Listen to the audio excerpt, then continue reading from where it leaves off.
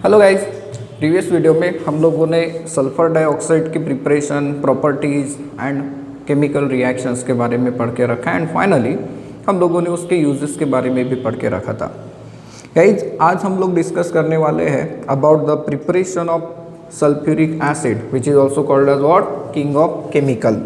Now preparation and properties, preparation and properties means इसमें सारे properties आ गए, physical as well as chemical. Preparation and properties of sulphuric acid. Guys, सबसे पहले हम लोग पढ़ते हैं about the preparation and sulphuric acid को प्रिपेयर करने के लिए जिस मेथड का इस्तेमाल होता है उस प्रोसेस को हम लोग कहते हैं contact process. It is called as what, contact process. Now ये जो कॉन्टैक्ट प्रोसेस है, इस प्रोसेस में कौन से रिएक्शंस इन्वॉल्व होते हैं पहले हम लोग इसे समझते हैं, बाद में इसे डायग्रामेटिकली हम लोग समझेंगे।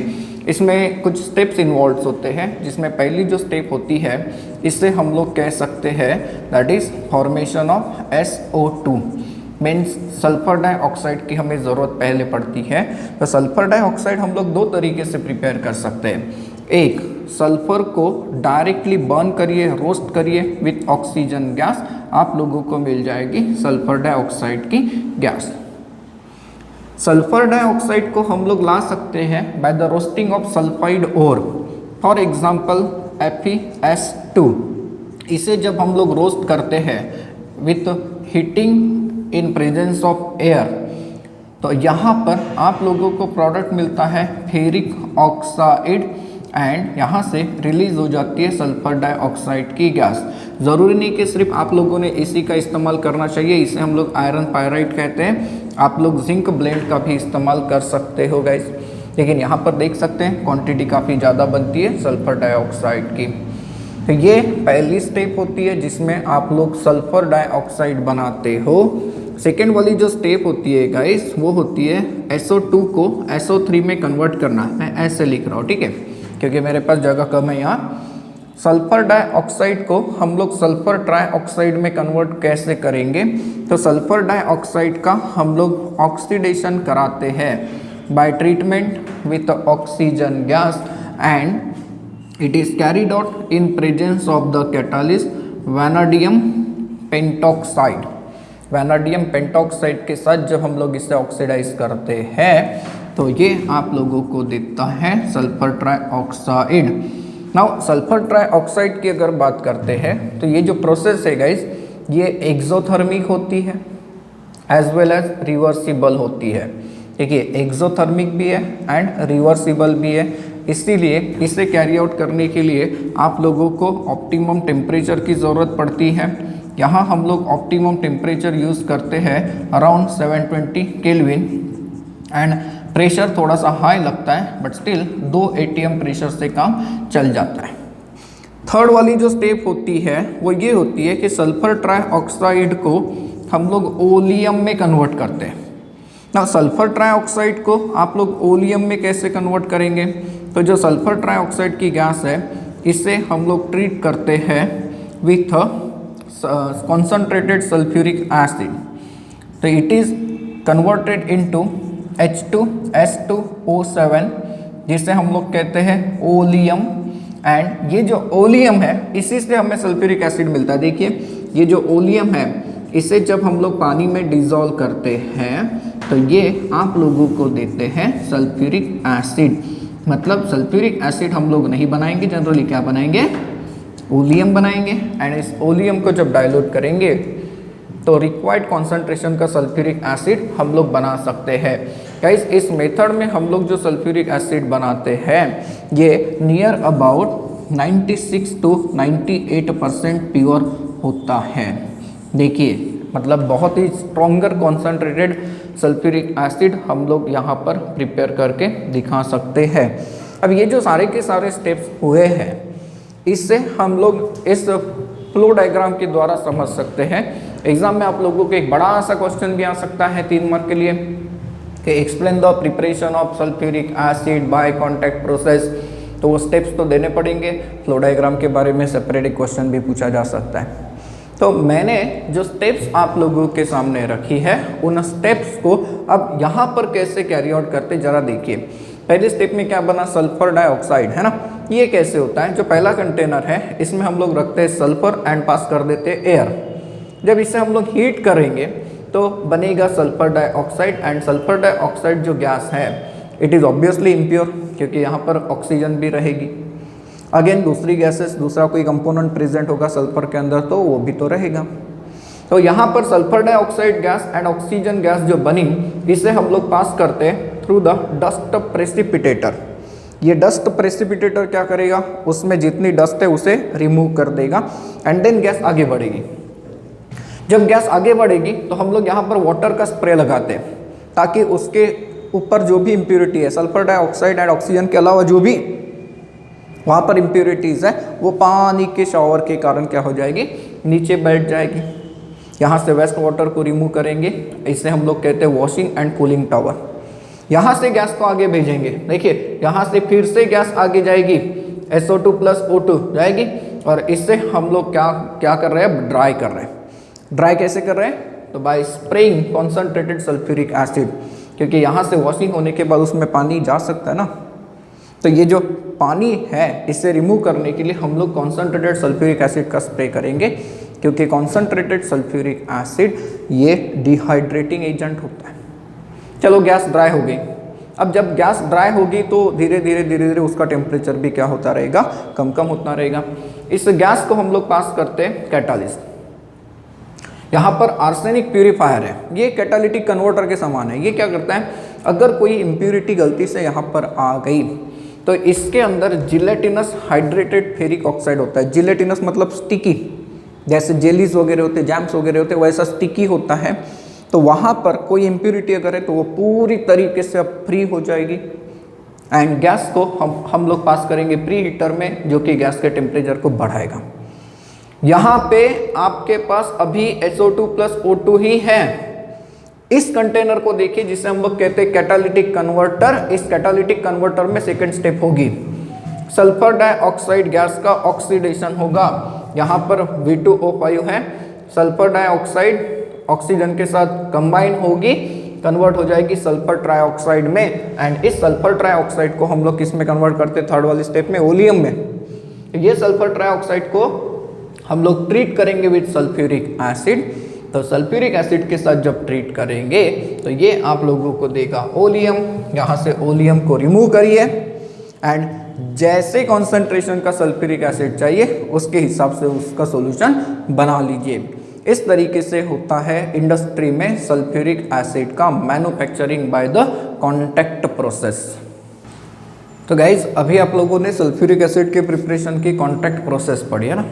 कॉन्टैक्ट प्रोसेस के अलावा एक और प्रोसेस से सल्फ्यूरिक एसिड बनाया जाता है, उस प्रोसेस का नाम होता है लीड चेम्बर प्रोसेस। हालांकि वो अब नए वाले सिलेबस से हटा दी गई है, बट याद रखेंगे कभी अगर एक मार्क के लिए नाम पूछ लिया कि सल्फ्यूरिक एसिड कैसे पूछा, मतलब कैसे प्रिपेयर किया जाता है, किन किन मेथड से, तो आपके पास दो नाम होने चाहिए। एक कॉन्टैक्ट प्रोसेस हमने पढ़ा और दूसरा होता है लीड चेम्बर प्रोसेस। अब समझते हैं इसकी फिजिकल एंड केमिकल प्रॉपर्टीज़ को। सबसे पहले डिस्कस करते हैं हम लोग फिजिकल प्रॉपर्टीज़। गाइस अगर हम लोग सल्फ्यूरिक एसिड की बात करते हैं तो सल्फ्यूरिक एसिड ऐसा होता है, dense oily liquid at room temperature. देखिए अगर सल्फ्यूरिक एसिड को देखते हैं तो सल्फ्यूरिक एसिड ऐसा लगेगा कि थोड़ा सा डेंस है, मतलब गाढ़ा है, जस्ट लाइक ग्लिसरीन के समान होता है, डेंस ऑयली लिक्विड होता है एंड कलरलेस भी होता है, कोई कलर उसके अंदर नहीं होता। अगर हम लोग उसकी डेंसिटी की बात करते हैं तो डेंसिटी होती है नियर अबाउट 1.84 ग्राम पर centimetre cube at a room temperature that is 298 kelvin. Guys अगर आप लोग बॉइलिंग पॉइंट की बात करते हो, सल्फ्यूरिक एसिड का बॉइलिंग पॉइंट हम लोग देखते हैं तो ये होता है 611 केल्विन, जो कि हाई है ना। अगर ऐसा क्वेश्चन पूछ लिया तो कि सल्फ्यूरिक एसिड का बॉइलिंग पॉइंट बहुत ज़्यादा क्यों है, तो इसके पीछे जो रीज़न होता है ये होता है intermolecular hydrogen bonding. Hydrogen bonding के कारण इसकी विस्कोसिटी भी बढ़ जाती है, जिसके कारण ये डेंस होता है एंड उसी हाइड्रोजन बॉन्डिंग के कारण इसका बॉइलिंग पॉइंट जो होता है ये भी इंक्रीज होता है, थोड़ा सा ज़्यादा होता है। अगर हम लोग सल्फ्यूरिक एसिड की प्रॉपर्टी की बात करते हैं तो sulphuric acid is a highly corrosive liquid, ये हाईली कोरोसिव होता है एंड इसका जो एक्शन होता है that is corrosive action on skin, corrosive action on skin is much greater. मतलब क्या, अगर ये स्किन के ऊपर लगता है ना गाइस, तो स्किन के उस एरिया में हमें इचिंग होती है। क्यों? क्योंकि ये स्किन के उस एरिया को डिहाइड्रेट कर देता है, कोरोस करता है, राइट। ये है सल्फ्यूरिक एसिड की कुछ फिजिकल प्रॉपर्टी। अब सल्फ्यूरिक एसिड की एक और इम्पोर्टेंट प्रॉपर्टी कह सकते हैं, कैरेक्टरिस्टिक मैं आप लोगों को कह सकता हूँ। कोई अगर आपको कहता है लेबोरेटरी में कि एसिड का सॉल्यूशन बनाओ, तो जनरली हम लोग क्या करेंगे, एक बीकर लेंगे, बराबर है, एक बीकर लेंगे, उस बीकर में हम लोग क्या डाल देंगे, एसिड डाल देंगे एंड धीरे धीरे जितने कॉन्सेंट्रेशन का चाहिए हमें उसके हिसाब से कैलकुलेट करके हम लोग क्या ऐड कर देंगे, वाटर। फिर अब अगर मैं आप लोगों को कहता हूँ कि सल्फ्यूरिक एसिड का सॉल्यूशन बनाइए, तो सर सल्फ्यूरिक एसिड का सॉल्यूशन बनाने के लिए यही तो प्रोसीजर यूज़ करनी पड़ेगी। अगर ऐसा करते हैं तो you are doing a very big mistake. Sir ऐसे कैसे? इसका रीज़न है, सल्फ्यूरिक एसिड पानी में सोलूबल है, नो डाउट मिक्स होता है अच्छे से पानी में, लेकिन पानी के साथ जब वो मिक्स होता है तो जो सॉल्यूशन की हीट है जो बहुत ज़्यादा होती है, means highly exothermic process. Means suppose करिए अगर आपने बीकर हाथ पे लिया, उसमें पानी रखा एंड सल्फ्यूरिक एसिड अगर डालने गए तो इतनी हीट रिलीज होती है कि बहुत ज़्यादा। इसके कारण क्या होता है कि सल्फ्यूरिक एसिड के ऊपर जब आप लोग पानी डालते हो तो एकदम से हीट निकल आती है, जिसके कारण पानी का स्पर्टिंग हो सकता है।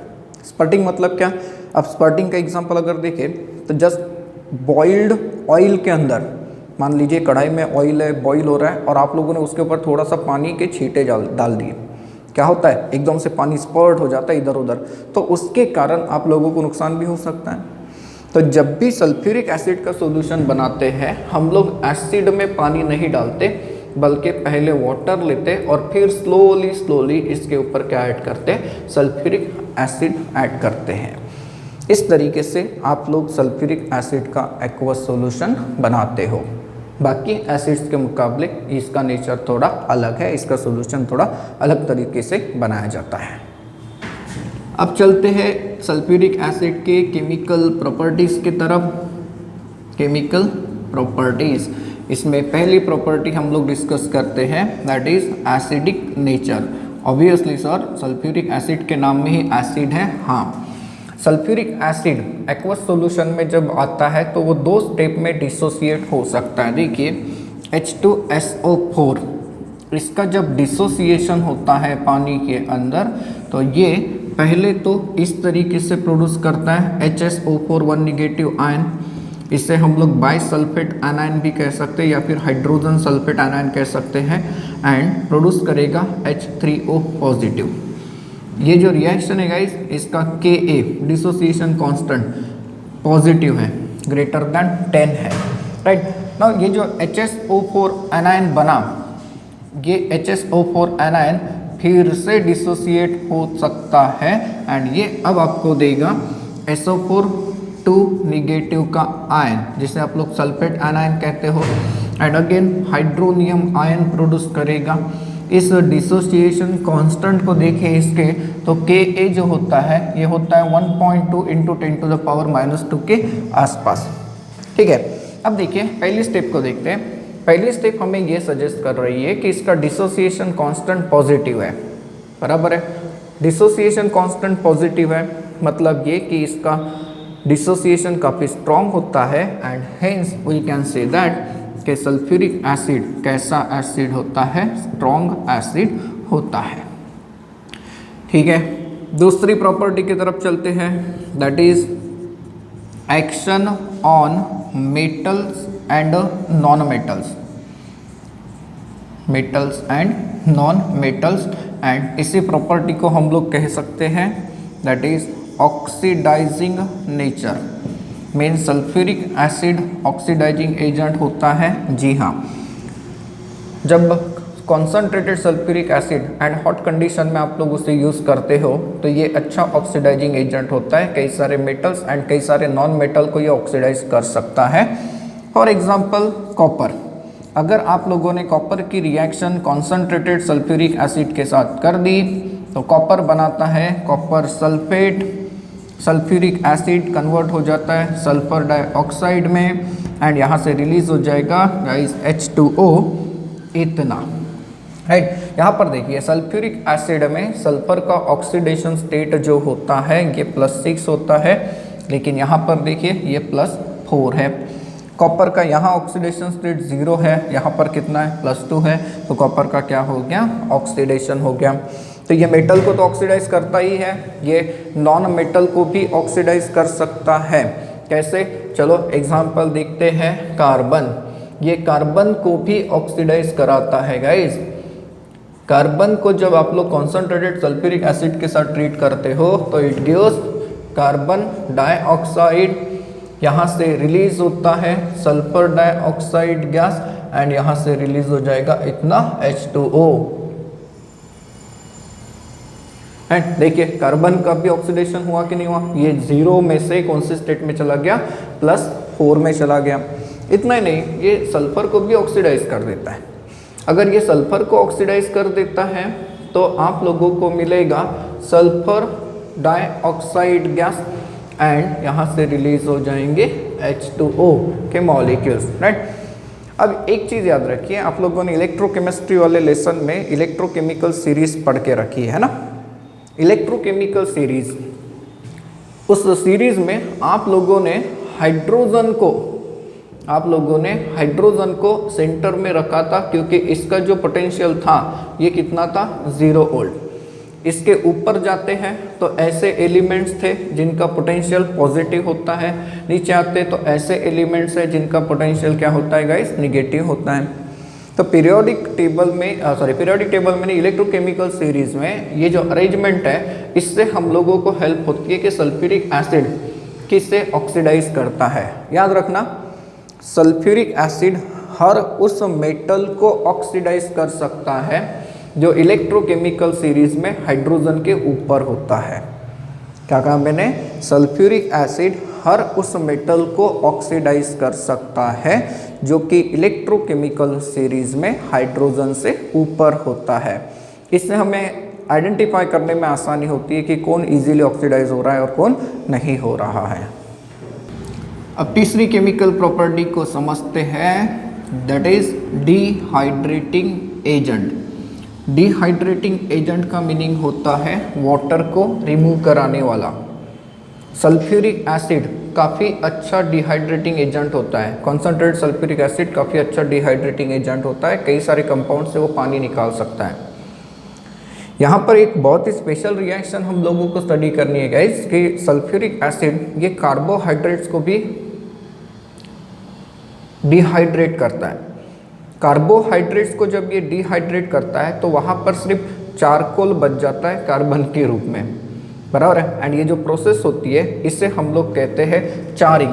अब ये रिएक्शन कैसे होती है, सपोज करिए कि मैं ये लेता हूँ C12H22O11, तो ये सुक्रोज है, बराबर है, इसे हम लोग कहेंगे शुगर।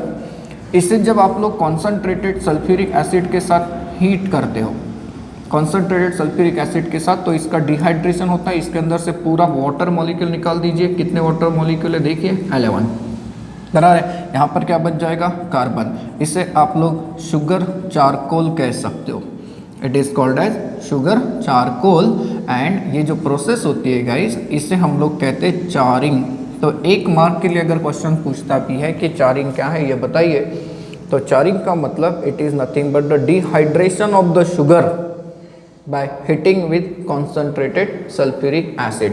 गाइस इसमें बहुत सारे एग्जांपल हो सकते हैं। चलो एक और एग्जांपल मैं आप लोगों को देता हूँ, दैट इज ऑक्सैलिक एसिड।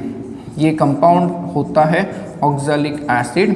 जब आप लोग इस ऑक्सैलिक एसिड को सल्फ्यूरिक एसिड के साथ हीट करते हो, कॉन्सनट्रेटेड होना चाहिए, तो इसका भी डिहाइड्रेशन होता है। अब देखिए इसका डिहाइड्रेशन करना है तो ये OH, ये हाइड्रोजन जा सकता है, ठीक है। वाटर को रिमूव कर लीजिए, तो वाटर को रिमूव करने के बाद बचा क्या, इस साइड में देखें तो CO है एंड इस साइड में देखें तो CO2 है, राइट। तो ये कई सारे कंपाउंड्स को डिहाइड्रेट कर सकता है, इवन फॉर्मिक एसिड को डिहाइड्रेट कर सकता है।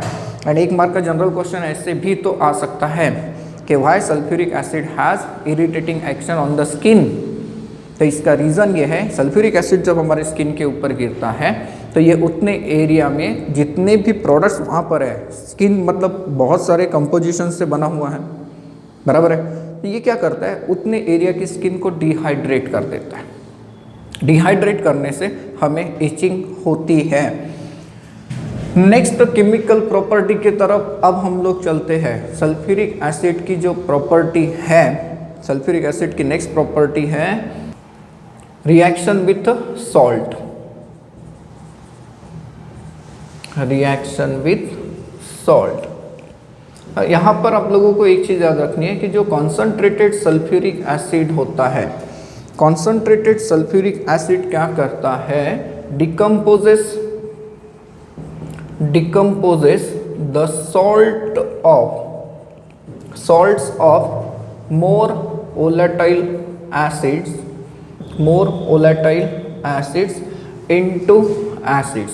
मतलब देखिए, जो मोर वोलेटाइल एसिड के सॉल्ट्स है उनकी ट्रीटमेंट अगर हमने सल्फ्यूरिक एसिड के साथ करवा दी तो सल्फ्यूरिक एसिड उनमें से एसिड प्रोड्यूस कर सकता है। कैसे प्रोड्यूस कर सकता है गाइस, देखिए, अगर आप लोगों ने सोडियम क्लोराइड के साथ इसका ट्रीटमेंट कर दिया तो सोडियम क्लोराइड के साथ ट्रीटमेंट करते समय ये बना देता है Na2SO4 सोडियम सल्फेट एंड यहाँ से देखिए ट्वाइस HCl रिलीज हो गया, ट्वाइस HCl क्या हो गया, रिलीज हो गया।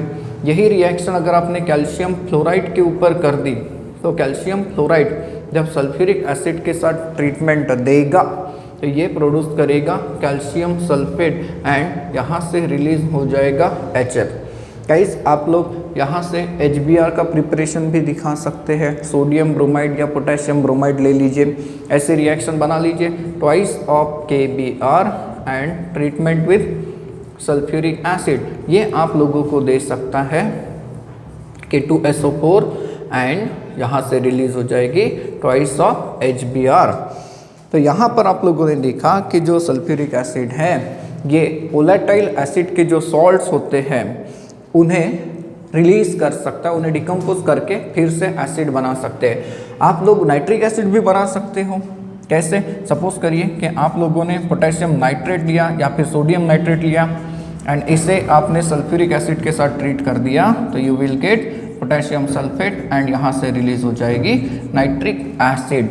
देखिए, है वोलेटाइल एसिड्स को प्रिपेयर करना पॉसिबल है by using concentrated sulphuric acid. यहाँ पर आप लोगों को एक और क्वेश्चन पूछा जा सकता है गाइस कि what is the action of H2SO4 on HBr and HI, right. हम लोगों ने अभी देखा है कि HBr प्रिपेयर किया जा सकता है, लेकिन सल्फ्यूरिक एसिड जो है वो इन्हें भी ऑक्सीडाइज कर सकता है। कैसे कर सकता है, देखिए, अगर आप लोगों ने सल्फ्यूरिक एसिड की रिएक्शन HBr के साथ कर दी, दैट इज हाइड्रोजन ब्रोमाइड, या फिर इसके सॉल्यूशन को हम लोग कहते हैं हाइड्रोब्रोमिक एसिड। तो ये जो हाइड्रोब्रोमिक एसिड है इसकी ट्रीटमेंट अगर आप लोगों ने सल्फ्यूरिक एसिड के साथ कर दी तो यू विल ऑब्जर्व कि आप लोगों को मिलेगा ब्रोमीन, यहाँ से रिलीज हो जाएगा ब्रोमीन, यहाँ से सल्फर डाइऑक्साइड गैस निकलेगी एंड रिलीज हो जाएगा वाटर। ये देखिए, इसमें ऑक्सीडेशन हुआ इस Br का। कैसे, यहाँ पर ऑक्सीडेशन स्टेट -1 होता है गाइस एंड यहाँ पर होता है 0। Similar action is observed on the HI, that is hydroiodic acid. Hydroiodic acid को अगर आपने ट्रीट कर दिया विथ सल्फ्यूरिक एसिड तो यहाँ से रिलीज हो जाता है आयोडीन, बन जाता है सल्फर डाइऑक्साइड एंड इतना H2O। तो सल्फ्यूरिक एसिड इन एसिड्स को भी ऑक्सीडाइज कर सकता है गाइस। ये कुछ जनरल केमिकल प्रॉपर्टी थी। अब चलते हैं यूजेस की तरफ। सल्फ्यूरिक एसिड की अगर हम लोग बात करते हैं तो it is mainly use in the production of fertilisers. Mainly use in the production of fertilisers. कौन कौन से, तो बहुत सारे आप लोग यूज़ कर सकते हो, जैसे मान लीजिए अमोनियम सल्फेट है, ये फॉस्फेट सल्फेट सॉल्ट है। इसके अलावा इस नाम से एक फर्टिलाइज़र होता है दैट इज़ सुपर फॉस्फेट। ऐसे बहुत सारे जितने भी इनऑर्गेनिक फर्टिलाइजर्स हैं वो सल्फ्यूरिक एसिड का इस्तेमाल करके बनाए जाते हैं। गाइस एक मज़ेदार चीज़ मैं आप लोगों को बताता हूँ, पर्टिकुलर कंट्री में कितना सल्फ्यूरिक एसिड यूज़ होता है एंड प्रोड्यूस होता है, इसके हिसाब से उसके इंडस्ट्रियल ग्रोथ के बारे में पता लगाया जाता है। जो कंट्री ज़्यादा इंडस्ट्रियलाइजेशन में यकीन रखती है, मतलब जिस कंट्रीज़ में इंडस्ट्रियलाइजेशन बहुत ज़्यादा होता है तो वहाँ पे सल्फ्यूरिक एसिड का प्रोडक्शन बहुत ज़्यादा होता है। इनफैक्ट ये माना जाता है कि जो देश सल्फ्यूरिक एसिड ज़्यादा प्रोड्यूस करता है उसका इंडस्ट्रियलाइजेशन काफ़ी अच्छा होता है। क्यों? क्योंकि sulphuric acid is a king of chemical and almost सारे के सारे केमिकल इंडस्ट्रीज़ में इसका इस्तेमाल होता है। पर्टिकुलरली फर्टिलाइजर्स तो है ही है, क्योंकि फर्टिलाइजर जितना ज़्यादा प्रोड्यूस करेंगे इसका मतलब ये कि हमारा एग्रीकल्चरल फील्ड उतना ज़्यादा डेवलप हुआ होगा ना। एग्रीकल्चरल फील्ड अच्छे से डेवलप होता है तो हम लोग कह सकते हैं कि हमारी इकोनॉमी ग्रो कर रही है ना। इसके अलावा इसका इस्तेमाल किया जाता है in the production of the paint, pigments, कई सारे पिगमेंट्स एंड कई सारे डाई स्टफ बनाने के लिए। डाई स्टफ इंटरमीडिएट कह सकते हैं एंड इनमें इसका इस्तेमाल होता है। गाइस इनका इस्तेमाल पेट्रोलियम इंडस्ट्री में होता है। पेट्रोलियम इंडस्ट्री में इसका इस्तेमाल होता है, डेफिनेटली होता है। इसके अलावा इन द मेटलर्जी ना, मेटलर्जी का मतलब क्या होता है, जहाँ पर मेटल्स को एक्सट्रैक्ट करते हैं या फिर मेटल्स के ऊपर कई सारे ट्रीटमेंट अप्लाई करते हैं। जैसे फॉर एग्जांपल गैल्वेनाइजिंग, ये एक प्रोसेस है जिसमें आयरन के ऊपर जिंक का कोटिंग चढ़ाते हैं।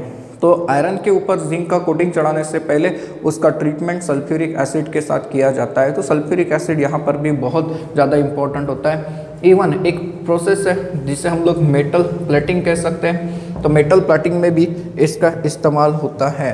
अब सल्फ्यूरिक एसिड की अगर बात करते हैं तो sulphuric acid is used in variety of chemicals. Variety of chemicals are produced